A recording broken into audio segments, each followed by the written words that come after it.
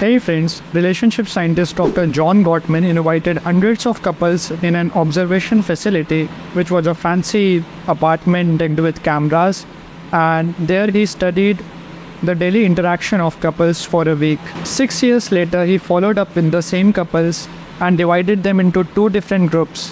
One, relationship masters.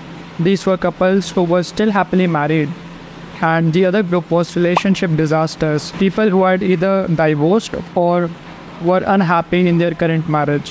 Gottman studied the tapes of these two different types of couples to look for differences between the interaction of masters and disasters, and he found out that it was not the intimacy of the conversations that couples were having. It was not even about whether they were agreeing or disagreeing about things, but the difference between masters and disasters was whether or not they were responding to each other's bids or not. Masters responded to their partner's bids, whereas disasters did not respond to their partner's bids. A bid is a request for emotional connection. They could be verbal or non-verbal. They could be small or big. They could be obvious or subtle. For example, let us say our partner asks us about our day or talks about something of their own day. Or let us say they reach out to us by gently squeezing our hands. All these are examples of bids in which they are requesting to connect with us and we would want to reciprocate with them. An example of a more subtle bid would be, let us say our partner is working at something and they let out an audible sigh. Even that is a bid. In that case, we would want to reach out to them and ask them, hey, what are they up to? Bids are often subtle because we are afraid to be vulnerable. It is very scary to say to our partner, hey, I want to connect with you. Please pay attention to me. So instead, we ask a question or tell a story or gently reach out to squeeze their hand.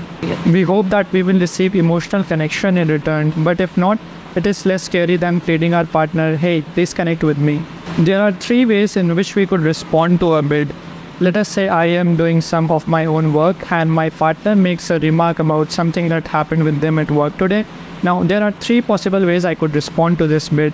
One, I could acknowledge the bid, that is, I could turn towards them and ask them to tell me more about it. Two, I could ignore the bid. I could just pretend that I didn't heard, and I could continue doing my own thing. Third, I could reject their bid by yelling at them something like, hey, why are you always disturbing me while I'm in between of something?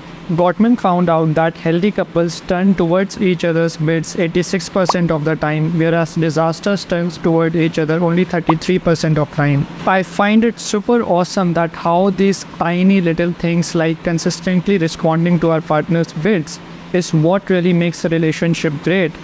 Now, this is contrary to some popular beliefs that people think that some grand gesture is required to make a relationship fulfilling, like going out on a wonderful vacation once every 6 months or buying your partner some gift once in a while. So you realize that it is not some grand gesture that needs to be done to have a healthy relationship, but it is very little tiny things when performed on a consistent basis that makes a relationship great. So next time your partner makes a bid, you might want to put down your phone and reciprocate.